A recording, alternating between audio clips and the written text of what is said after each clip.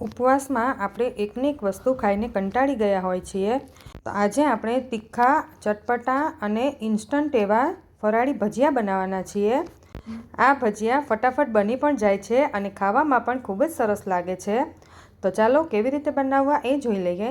તો એના માટે પહેલાં આપણે 2 થી 3 તીખા લીલા મરચાં લઈ લીધા છે, થોડો આદુનો ટુકડો અને થોડા મરી લઈ લીધા છે અને અડધી ચમચી જીરું એડ કરી દેવાનું અને આ પેસ્ટને આપણે અધકચરી વાટી લઈએ। તમે ખાંડણીમાં પણ ખાંડી શકો છો। હવે આપણે બટાકાને પણ બાફવાની જરૂર નથી।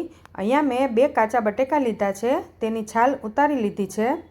હવે આપણે તેને છીણી લઈએ। આના માટે છીણ એકદમ ઝીણું પણ નહીં અને એકદમ જાડું પણ નહીં એવું રાખવાનું।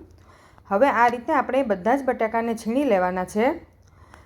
હવે મેં 2 બટાકા છીણી લીધા। હવે તેને આપણે 2 થી 3 વાર પાણીથી સારી રીતે ધોઈ લેવાના છે, જેથી તેમાં જે રહેલો સ્ટાર્ચ હોય એ નીકળી જાય। હવે અહીંયા 1 કપ સાબુદાણાને મેં 2 કલાક પહેલાં પલાળી દીધા હતા। આપણે સાબુદાણાને જોઈએ તો એકદમ સરસ પલળી ગયા છે। તો હવે આપણે તેને એક મોટા બાઉલમાં લઈ લઈએ।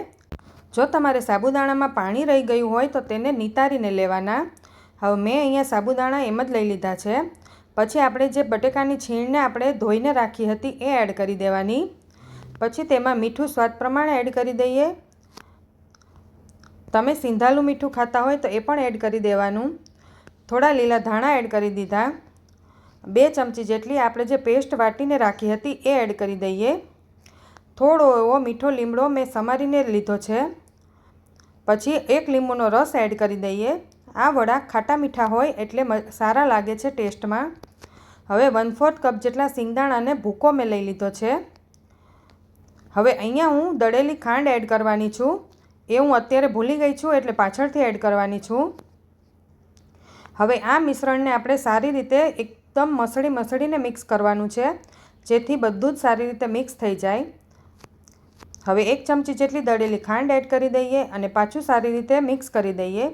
અને તમે જોઈ શકો છો કે આપણું બેટર થોડું ઢીલું રાખ્યું છે આપણે।